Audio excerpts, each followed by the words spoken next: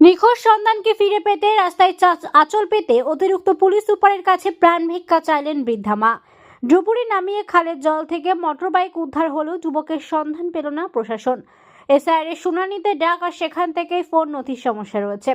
নথি নিয়ে BDO officer নয় লালকুঠি এলাকায় আসতেই টেলিফোন এমনটাই জানানো হয় বাদুড়িয়ার পাপিলা এলাকার নাসির আলী নামে এক তৃণমূল কর্মীকে।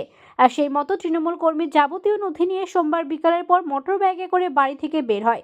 তারপর থেকে আজ পর্যন্ত নিখোঁজ এই তৃণমূল কর্মী নাসির আলী। সোমবারে নিখোঁজ হয়ে যাওয়ার কথা বাদুড়িয়া থানার পুলিশকে জানানোর পর পুলিশ ঘটনা তদন্তে নেমে বাদুড়িয়া লালকুঠি এলাকার একটি খাল থেকে মঙ্গলবার মোটর বাইকটিকে উদ্ধার করে। কিন্তু এখনো পর্যন্ত নাসির আলীর কোনো খোঁজ পায়নি পুলিশ। এমনকি নাসির আলীর ফোনে যে নাম্বার থেকে ফোন এসেছিল সেই নাম্বারের কোনো হদিশ পাচ্ছে না পুলিশ। এই নাসির আলীকে খুঁজে দেওয়ার দাবিতেই বুধবার বাদুড়িয়া ডাক্তারখানা মোড়ে টায়ারে আগুন জ্বালিয়ে বিক্ষোভ দেখায় এলাকার বাসিন্দারা। এর ফোন এসেছিল রবিবারের দিন, তারপরের দিনেও ফোন এসেছিল সোমবারের দিন।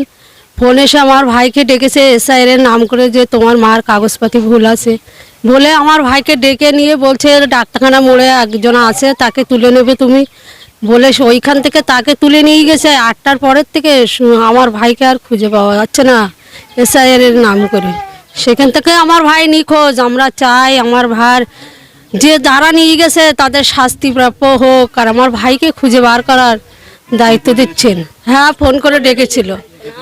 পুলিশের বড় বড় আধিকারিকরা এসেছিল, তারা বললেন যে আপনারা চিন্তা করবেন না, আমরা যথেষ্ট পরিমাণে চেষ্টা করছি। কিন্তু এই অফিসার যে যারা আজকে এসছেন তারা দ্বিতীয় দিন আমার বাড়ি কোনোদিন আসেনি, আজকে প্রথম এসছে।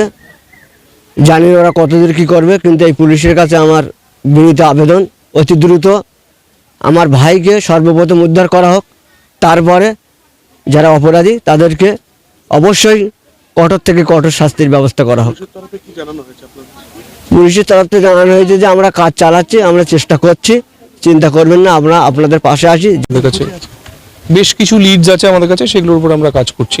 ঠিক আছে, আর বাড়ি কতবার চটিল হয়েছে কি বলবো, ওগুলো উদ্ধার হয়েছে, তো ইনভেস্টিগেশন করছি। এরপর যদি হয় আমরা জানিয়ে দেবো সঙ্গে সঙ্গে। ঠিক আছে।